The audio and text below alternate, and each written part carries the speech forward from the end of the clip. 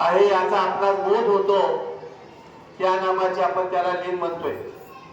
मराठी भाषेमध्ये 3 प्रकारचे लिंग आहेत. एक पुल्लिंगी, दुसरं स्त्रीलिंगी आणि तिसरं आहे नपुंसक लिंग.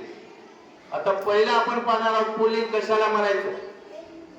4थीच्या मुलांनी लक्षात घ्या बघा, स्कॉलरशिपला एक प्रश्न येतो. पुल्लिंगीचा आपण ज्या नामावरून आपल्याला पुरुष जातीचा बोध होतो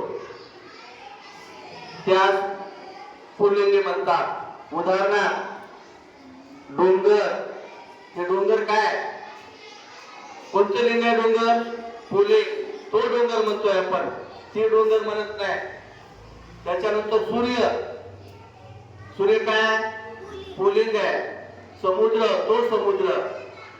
तो मुलगा, तो घोडा, तो आपला वर्गातला जो फळा आहे तो फळा म्हणतोय. ती फळा म्हणत किंवा ते फळा म्हणत नाही, तो फळा म्हणतोय. हे पुल्लिंग आहे.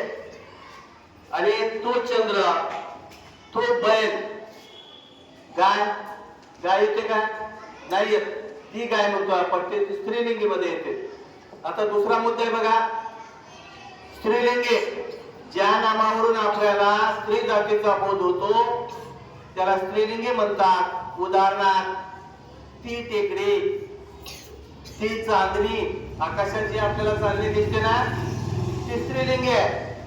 आता ही नदी आहे, ती नदी, ती मुलगी, ती लांडोर, ती वही आपल्या हातात असणारी जी वही आहे ती स्त्रीलिंगी आहे, ती वही. अशा प्रकारे नामाचा उल्लेख होतो ती शब्दाने. आता ती गाय. शाळा.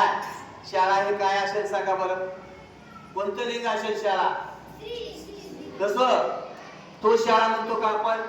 ती शाळा. आणि ती चिमणी.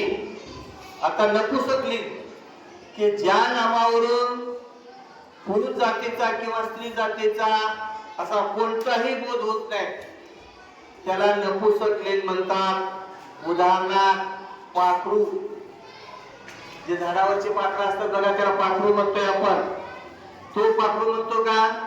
ते पाखरू म्हणतो का आपण पाखराला? ते पाखरू. ते टेबल. बघा नपुंसक लिंग मध्ये कोणते येतात? ते ऑफिस मधलं कपाट आहे. कपाट काय येते? तो कपाट म्हणत नाही आपण, ते कपाट म्हणत नाही, ते कपाट. म्हणजे कोणतं लिंग आहे? नपुंसक लिंग आहे.